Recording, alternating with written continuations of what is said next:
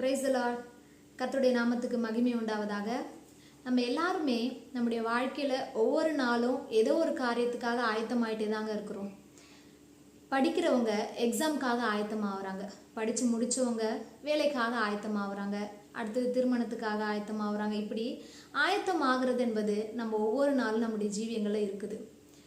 மத்தேயு 24:44 கர்த்தருடைய வார்த்தை சொல்லுது, நீங்கள் நினையாத நாளிகையிலே மனுஷகுமாரன் வருவார், ஆதலால் நீங்களும் ஆயத்தமாயிருங்கள்னு.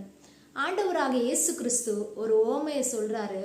பரலோக ராஜ்யம் தங்கள் தீவட்டிகளை பிடித்து கொண்டு மணவாளனுக்கு எதிர்கொண்டு போகிற 10 கன்னிகைகளுக்கு ஒப்பாயிருக்குது.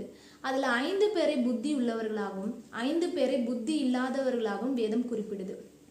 புத்தி உள்ள கன்னிகைகள் தங்கள் தீவட்டிகளோடு கூட எண்ணெயும் கொண்டு போறாங்க. புத்தி இல்லாதவர்கள் தீவட்டிகளை மட்டும் கொண்டு போறாங்க. மணவாளன் வருகிறதற்கு தாமதமாகுது. எல்லாரும் தூங்குறாங்க. நடு ராத்திரியில ஒரு சத்தம் கேட்குது, மணவாளன் வருகிறார், அவருக்கு எதிர்கொண்டு போக புறப்படுங்கள்னு. 10 பேரும் எழுந்துக்கிறாங்க. ஆனா 5 பேரிடத்துல எண்ணெய் இல்லாததுனால அவங்க வாங்கும்படியாய் போறாங்க.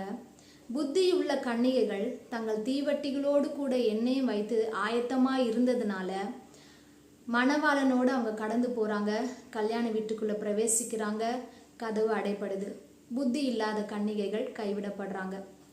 இந்த உலக காரியத்துக்கு, அதாவது உலகத்தில் நம்ம செய்கிற ஒவ்வொரு செயல்களுக்கும் புத்தி உள்ளவர்களாய் நம்ம ஆயத்தமாகிறோம்.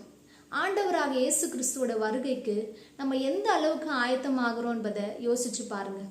ஆண்டவராக இயேசு கிறிஸ்துவோட வருகை மிகவும் சமீபமாக இருக்கிறது. அவருடைய வருகைக்கு புத்தி உள்ள கன்னிகைகளாக நாமளும் ஆயத்தமாவோம்.